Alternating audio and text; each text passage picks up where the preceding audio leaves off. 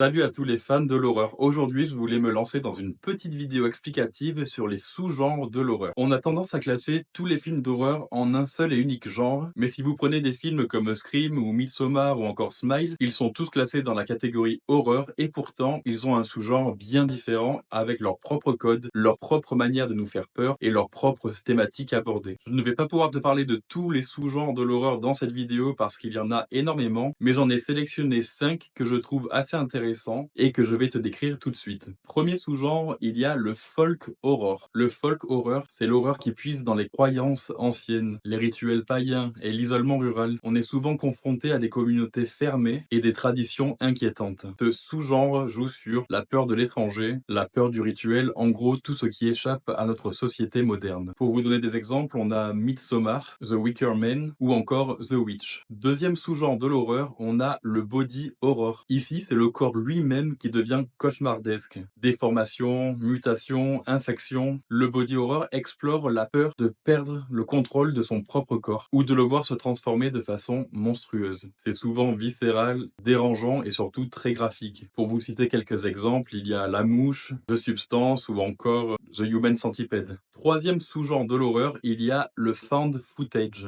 Alors, le principe du found footage, j'imagine que vous le connaissez, c'est de présenter des images censées avoir été filmées par le personnage lui-même. On est en immersion totale, comme si on découvrait les images en même temps que les enquêteurs. Et ce qu'on y voit est souvent terrifiant. Pour moi, c'est un des sous-genres qui me fait le plus peur parce que je le trouve très réaliste. Pour vous donner quelques exemples, on a Paranormal Activity, REC ou encore le projet Blair Witch. Quatrième sous-genre, on a le home invasion. Désolé pour l'accent. Ou le home invasion. Là, on touche à une peur très réaliste. C'est celle d'être attaqué chez soi ou dans son propre refuge. Pas de peur surnaturelle ici, généralement juste des humains, souvent sans pitié. Ce sous-genre va jouer sur la peur de perdre notre sécurité à la maison. Pour vous donner des exemples de home invasion, on a Your Next ou The Strangers ou encore Funny Game US. Et pour finir, le cinquième genre dont je voulais te parler, c'est le cosmic horror. Le cosmic horror, c'est la peur de l'inconnu. Ici, on parle de créatures ou de forces cosmiques venues d'ailleurs, souvent incompréhensibles pour l'esprit humain. Ce sous-genre joue sur la perte de repères, la folie et l'impuissance face à l'immensité de l'univers. C'est une horreur plus psychologique que frontale, où le vrai cauchemar c'est de réaliser qu'on n'est rien dans l'univers. Pour te citer 3 exemples, on a The Mist, The Things ou Color of Space. Voilà, c'est tout pour cette vidéo. N'hésite pas à me dire quel est ton sous-genre de film d'horreur préféré. Merci de m'avoir écouté et puis à bientôt pour de nouvelles explications.